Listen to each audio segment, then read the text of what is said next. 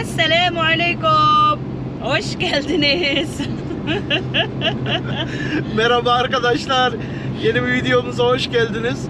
Şu an 37 derece ve biz nereye gidiyoruz? Aydın Evet. gidiyoruz. Uzun zamandır bizi arabada görmediydiniz. Kardeşim ve eniştem Hollanda'dan ziyarete geldi. Esselamun arkadaşlar. Bugünkü videoya hoş geldiniz. Gördüğünüz gibi bugün yalnızım. Yanımda Sayda yok. Hollanda'ya gelmek zorunda kaldık. Kısadan açıklayayım. Kayınbabamın rahatsız olduğunu bazılarınız biliyordu. Maalesef geçen hafta vefat etti. Zamanında yetişebildik. Gördük, vedalaştık, helalleştik. Çok şükür bunların hepsini yapabildik. Yalnız bu hafta için çok farklı bir video düşünüyorduk. Onu maalesef yayınlayamadık. Bayağı da geciktik. Yani anlayacağınız kadarıyla cenazeyle, sorumluluklarımızdan, onlarla uğraşırken arada video çekmek pek aklımızdan geçmedi. O arada sakin bir anda otururken kendi kendime düşündüm. Dedim Hollanda'da yaşayan birçok takipçimiz var. Sıkça bunlardan mesaj alıyoruz. Biz de taşınmak istiyoruz. Bunu nasıl yapabiliriz? Neden yaptınız? Siz neden gittiniz? Böylesiyle dedim ki bugün bir video hazırlayayım. Hem fazla vakit harcamadan hem de yayınlamış olurum. Herkesin de haberi olmuş olur olan olaylardan. Sizin anlayışınızı bekliyoruz. Hollanda'dan Türkiye'ye taşınmak için 10 tane neden. Bugün onları konuşalım. Birinci nedeni, bizce Türkiye'nin zengin geçmişi ve çok daha zengin kültürü. Birçoğumuzun bildiği gibi Türkiye'nin geçmişi bayağı bir eskilere dayanıyor ve insanlığın ilk dönemlerine kadar gidiyor. Haliyle birçok insana memleket olmuş, birçok Uygurluğun yaşadığı, kurulduğu zengin bir geçmişine sahip.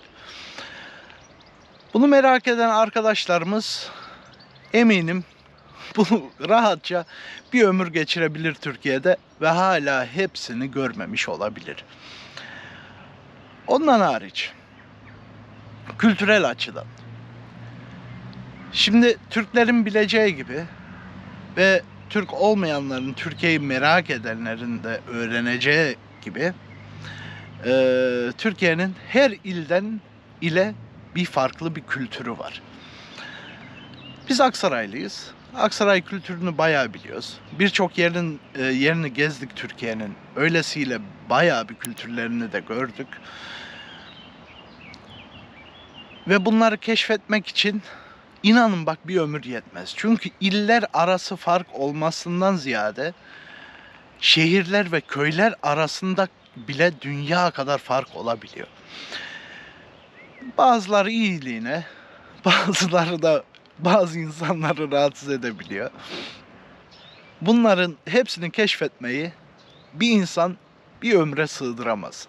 Yani hepsini gideceksin, yaşayacaksın, tanıyacaksın, tadacaksın. Yani sadece insanlar olarak değil, bunların yemek kültürleri var, gelenekleri var, adetleri var. Yani bayağı bir var. Bunların hepsini görmek, inan bak bir insanı bir ömür meşgul edebilir. Gelelim ikinci nedenine, Türkiye'nin doğası. Türkiye'nin doğası tabii çok muhteşem bir şey. Şimdi arkamda gördüğünüz Hollanda doğasının nereden baksan %90'ını anlatır. Ama Türkiye böyle değil. Türkiye'nin farklı yörelerinde farklı iklimleri görebiliyoruz. Mesela İç Anadolu'nun bozkırlarından tut, Karadeniz'in dağlarının yemyeşil tepelerine git, oradan çık, Akdeniz'in dağlarını gez. Yani her köşesinde farklı bir şey var. Her köşesinde keşfedilecek birçok şey var ki. Yani bunlar bile gezmekle bitmez. Yani biz sadece mesela bizden örnek vereyim. Biz sadece Aksaray çevresini gezmeye çalışıyoruz. Yani dedik ki önce bir kendi ilimizi keşfedelim. İlimizdeki her şeyi görelim. Ondan sonra yavaş yavaş diğer illere açılırız. Düşündüğümüz gibi olmadı. Bu 2 günde yapılacak bir şey değil. Biz de bunu çok iyi anladık. Yani daha Aksaray'ı 6 ayda bitiremedik. Bırak ki daha Türkiye'nin 81 tane ili daha var ve bazıları Aksaray'dan çok daha büyük ve çok daha fazla gezilecek yerleri var. Yani bunların gezdiğin gibi tarihi eserleri de var. Yani doğanın içinde olan tarihi eserlerimiz var. Yani bunların hepsini gezmek bayağı bir keyif verici bir şey. Keyif verdiği kadar da ilgisini çekenlere unutulmayacak bir tecrübe kazandırır. Şahsen benim favori nedenim. Türkiye'ye taşınmak için sadece bu neden bile yeter. Bizim dünyaca meşhur Türk mutfağımız. Yani bizim lezzetlerimiz, yemeklerimiz dünyada tanınmış bir şey. Bazıları hatta koruma altına alınmış, kültürel açıdan çok değer verilen yemeklerimiz. Yani bunu nereden başlasam bilemiyorum açıkçası. Yani Edirne'den girişi düşünün arkadaşlar. Diyarbakır'dan çıkışına kadar. Her yörede, her şehirde, her ilde, her köyde onlara özel bir yemek vardır. Yani beni biliyorsunuz, kilolu bir adamım. Yani yemeği sevdiğim de belli oluyor böylesiyle. Arkadaşlar, yani yemek hakkında Türkiye'de o kadar gezintiler, o kadar belgeseller, o kadar video içeriği oluşturuldu ki yani bunları sıralamakla bitiremeyiz. Yani her köşeden, her şehirden değişik bir lezzet, değişik bir tat alabileceğimiz bir şey. Yani sadece bunları hani bazı arkadaşlarımız var gezmeyi seviyorlar. Gezmeyi seven arkadaşlarımızdan bunlara ne diyorlar? Küzin gezginleri mi diyelim bunlara? Yani yemek gezginleri diyelim kolaycası. Sadece yemek kültürlerini keşfetmeye, gezmeye çıkarlar. Ve Türkiye bunun için harika bir yer.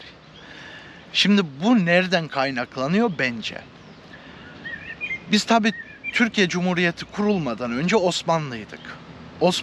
Osmanlı'dan önce de Türk insanlar vardı. Yani biz bayağı bir göçtük, bayağı bir dolaştık, bayağı bir yer fethettik. Yani haliyle her taraftan bir şey toplayarak kendimizle özleştirdik. Yani bunlara kendi tadımızı, kendi lezzetimizi kattık ve bizim kendi yemeğimiz oluştu. Böylesiyle bence Türkiye dünyada en zengin mutfağa sahip. Yani buna katılıyor musunuz bilmiyorum. Aşağıdaki yorumlarda okurum az sonra. Arkadaşlar sadece yemeğe bile yeter ya Türkiye'ye gitmek için. Hatta turistik yerlere fazla takılmazsak, fazla lükslere, mesela Nusretlere falan takılmazsak Türkiye'de gayet uygun bir fiyata da hala yemek yeniliyor. Yani karnın da doyuyor, lezzetli de oluyor, tadına doyum olmuyor. Bunu biz kendi tecrübemizden size anlatabiliriz. İnanın bak öyle. 4. nedeni, Türkiye'nin iklimi. Arkadaşlar şu an Temmuz ayındayız ve Hollanda'dayız. Temmuz ayı olmasına rağmen daha sabah yağmurlu başladı, gündüz güneş açtı ve şimdi soğuk. Türkiye'de böyle değil. Türkiye'de kışı kış oluyor, yazı yaz oluyor. Yani iklimler daha sabit, daha dengeli ve daha güzel, alıştıra sıcaklara alışarak orada hayat sürdürüyoruz. Mesela biz bu sefer Hollanda'ya çıkmadan önce Türkiye'de 39 dereceydi. Biz 39 dereceden çıktık buraya geldik. O 39 derece bizi inanın bak yakmıyordu, rahatsız etmiyordu. Ondan sonra Hollanda'ya iniş yaptığımızda burası 31 dereceydi Ve o kadar baskın bir hava vardı ki, insanı o kadar rahatsız eden bir hava vardı ki biz hoşlanmadık. Dedik bunu hiç özlememişiz. Yani o arada ben Sayda'ya baktım, dedim bak alnımdaki teri görüyor musun? Türkiye'de ben terliyor muydum? Yo, orada da dolaşıyordum. Orada da geziyordum. Ama bu şekil terlemiyordum. Buraya ineli daha 10 dakika oldu. 10 dakika içinde ben terlemeye başlamışım. Yani Türkiye'nin iklimi çok çok çok daha rahat, çok daha güzel. Kışı kış, yazı yaz. Ha, kışın canın mı çekti? İlgisini çeken arkadaşlarımız varsa daha önceki videolarımızda da izleyebilirsiniz. Kışın çıkarsın, Erciyes'e çıkarsın, Uludağ'a çıkarsın. Yani gezilecek çok, bu kar sporları yapabileceğimiz yerler çok. İklimi buna uygun. Ha, aynı şekilde yazın keyfine mi bakmak istiyorsun? Dengeli bir hava mı? Yağmuru merak etmek istemiyor mu? Acaba bir yerden birden fırtına mı kopacak? Bizi rahatsız mı edecek? Beklenmedik bir şekilde mi yakalayacak? Bunlar Türkiye'de olmuyor arkadaşlar. Biz mesela çıkarız gezmeye. Sabah hava neyse Allah'ın izniyle bütün gün öyle sürüyor. Ha, bütün günden ziyade bu haftalarca, belki aylarca sürüyor. Çok güzel bir iklimi var. Ne insanı fazla rahatsız ediyor, ne insanı fazla boğuyor. Yani bu havaya alıştıktan sonra, şimdi bir hafta gitmeyle insanın vücudu bu havalara alışmıyor arkadaşlar. Yani Antalya'ya mesela, bizim tanıdıklarımız Antalya'ya çok baskın, çok boğucu, çok sıcak. Yani o şekilde konuşuyorlar Antalya hakkında mesela. Ama oraya alıştıktan sonra, ki ben orada aylarca çalıştım. Oraya alıştıktan sonra insanı o kadar rahatsız etmiyor arkadaşlar. Sıcak o kadar da sıcak olmuyor. Öyle gelmiyor insana artık, çünkü vücut alışıyor. Bu her şeye geçerli. Soğuğuna da geçerli. Soğuğu da iyi soğuk. Yani bazı yörelerde, bu her yere geçerli değil ama soğuk çok soğuk olabiliyor. Kar yağdı mı da güzel bir kar yağıyor. Keyfini çıkarabiliyoruz arkadaşlar. Bu kışı seven arkadaşlarımıza gelsin. Hollanda'da biz mesela 10 senedir doğru düzgün adam akıllı kar görmediydik. Bu sene Türkiye'de çok şükür gördük. İklimi arkadaşlar, iklimi de çok önemli bir nokta. Daha önceki videolarda bunu da gördünüz. Misafirperverliği. Bizim insanımız nedense çok sıcakkanlı, çok misafirperver. Yani bu sadece hemşerisine olan bir şey değil. Mesela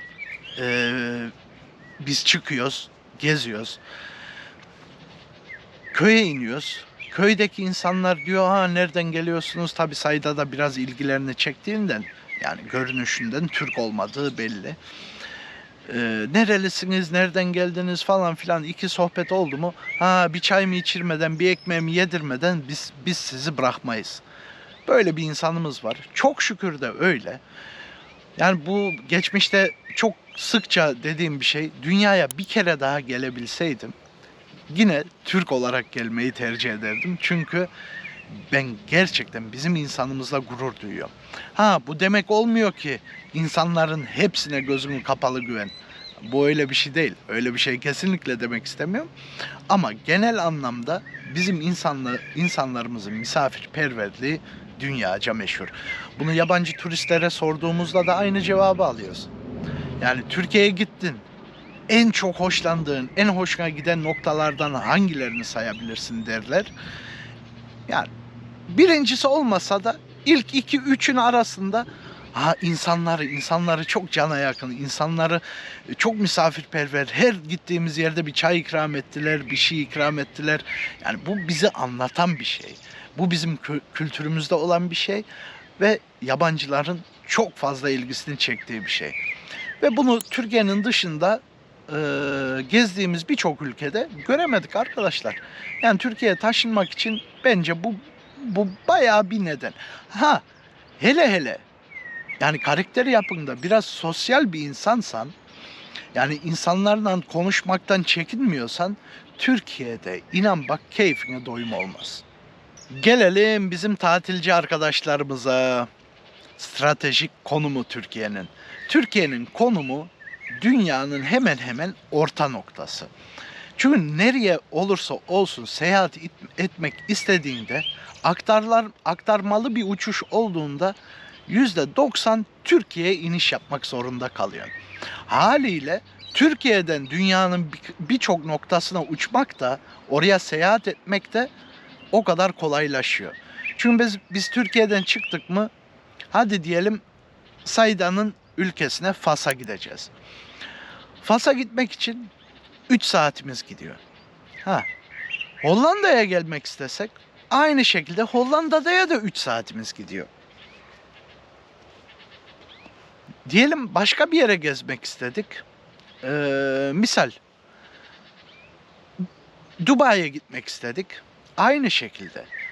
Rusya'ya gitmek istedin, aynı. Balkanlara gitmek istedin, aynı. Her şey o kadar yakında ki. Uzak olan ülkeler var tabii. Yani mesela Güney Amerika'ya gitmek istesem bayağı bir mesafeli. Öbür taraftan Doğu Asya'ya gitmek istesen tabii o taraflar da biraz uzakta. Ama bu dünyanın her tarafında. Biz Türk olduğumuzdan yani en çok gezilen, en çok seyahat edilen ülkeler, hani 3 kıtanın birleştiği noktayız ya. Bize çok kolay oluyor. Türkiye'nin konumu bence çok güzel ve çok tercih edilecek bir yer. Biz de kıymetini çok şükür çok iyi biliyoruz. Çünkü bizim milliyetçiliğimizde Türkiye'nin bir karış toprağını vermeyiz kimseye. Yani sadece burada yerleşmek için değil, yani bazı arkadaşlarımız var, dünyayı gezmeyi çok seviyorlar ve belirli ülkelerde ya artık ona ne derler tam olarak bilmiyorum da, yani orada bir başlangıç noktası olur ya da ara noktası. Oradan başlayıp değişik değişik yerlere giderler. Türkiye'yi tercih edenler çok. Sadece yerleşmek için değil arkadaşlar. Buradan bir ne bileyim bir yazlığın olsun, bir dairen olsun, bir ufak bir kulüben olsun. Yani bungalov tarzı olur, tiny house olur. Dünyayı gezebilmek için bir başlangıç noktası olduğundan ben eminim. Yerleşmek için bir neden daha. Türkiye'deki sağlık hizmetleri. Sadece sağlık açısından değil, kozmetik açıdan da Türkiye'nin verdiği hizmetler dünyaca meşhur.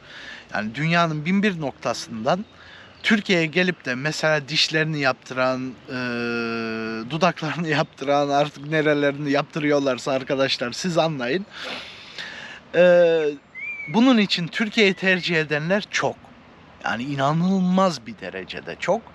Yani saç ektiriyorlar, ne bileyim her şey, Türkiye'de her şeyi yaptırabiliyorlar. Onları geçtik. Bunları herkes biliyor aşağı yukarı. Yalnız Türkiye'de bilinmeyen tıp açısından ne kadar ileride olduğumuzu, ne kadar modern tedavi yöntemleri kullanıldığını çoğu arkadaşımız bilmiyor. Şimdi isim vermeden konuşacağım ama benim tanıdıklarımın arasında ailesinde sağlık rahatsızlığı çeken insanlar var. Ve şu an sadece tedavi için değil ama hayatının geri kalanını Türkiye'de sürdürebilmek için hazırlığını yapan arkadaşlarım var. Neden? Çünkü istediği sağlık hizmetlerini kaldıkları yerde bulamıyorlar. Yani sağlayamıyorlar. O şekilde Türkiye'de araştırıyoruz, bir uzman doktora gidiyoruz, bir profesöre gidiyoruz, diyoruz şöyle bir rahatsızlığı var arkadaşın, buna yardımcı olabilir miyiz? Tedavi yöntemleri nedir? Var mıdır? Bu süreç nasıl geçiyor? Neler yapıyoruz? Sonuçta Allah'ın izniyle ne elde ediyoruz? Yani bunları sorduktan sonra Türkiye'nin ne kadar ileride olduğunu bayağı net bir şekilde anlıyor insan. Yani tıp açısından Türkiye inanılmaz ilerlemiş ve modern bir ülke.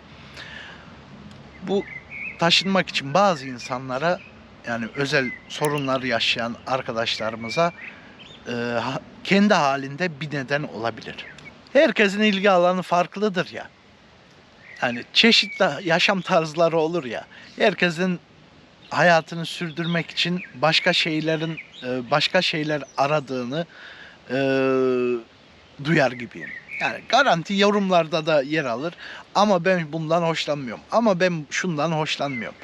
Arkadaşlar, Türkiye'de o kadar fazla imkan var ki. Değişik değişik yaşam tarzlarına, değişik değişik ilgi alanlarına, farklı hobilere, ne bileyim, her şey için, her cinsten insana, her cinsiyetten insana, her ırktan insana bir hayat dolusu mutluluk verebilecek imkanlar var. Ve bunu şuradan görebiliyoruz arkadaşlar. İstanbul'a gitsen, İstanbul'da 7-24, 7'den 70'e yani eğlenebileceği bir yer vardır. Yani ilgi alanın ne olursa olsun, yemek mi yemek istedin? İstemediğin kadar var. Konserlere mi gitmek istedin? İstemediğin kadar var. Ne bileyim, filmler mi izlemek istedin? İstemediğin kadar var. Ha, doğada dolaşmak mı istiyorsun? İstemediğin kadar yer var. Yani demek istediğim şu ki, yaşam tarzınız ne olursa olsun, bu hayatın içinde aradığınız amacınız ne olursa olsun, Türkiye'de bunu yerine getirmek gayet kolay ve gayet basit. Yeter ki isteyin, yeter ki gayret edin. İnan bak, bu nedenle Türkiye'de çoğu insanın mutlu olduğuna eminim. Ha, şu son zamanlarda bir geçim sıkıntısı var mı? Var. Onu inkar edemeyiz. Ama ona rağmen Türkiye'de mutluluğun seviyesinin dünyanın birçok yerinden kat kat daha fazla olduğunu adım Samet gibi eminim. Evet, geldik 10. ve bu videoda açıklayacağım son nedenine. Eğitim. Türkiye'de imkanı olan kişilerde en yüksek kalitede eğitim alması mümkün. Yalnız her mesleği öğretirler. Her meslekte çok yüksek seviyede eğitim alırsın. İş hayatına hazırlanırsın. Ama bugün nedense birçok gencimizin okulu okuduktan sonra Türkiye'yi terk ettiğini görüyoruz. Türkiye'yi terk ettiğinde de birçok kişiyle konuştum. Aradan 4-5 sene geçiyor. Bu 4-5 sene sonra Türkiye'ye geri geliyor bizim gençlerimiz. Çok şükür ki geri geliyorlar. İyi ki geri geliyorlar. Çünkü kendi vatanına, kendi milletine bir katkısı oluyor. Gidip de aldığı eğitimi, olan yeteneğini başka millete harcamasın. Gelsin, kendimiz, kendi ülkemiz, kendi vatanımız daha ileri seviyeye, daha farklı yükseklere gelmesine yardımcı olsun. Herkesin bir katkısı olsun.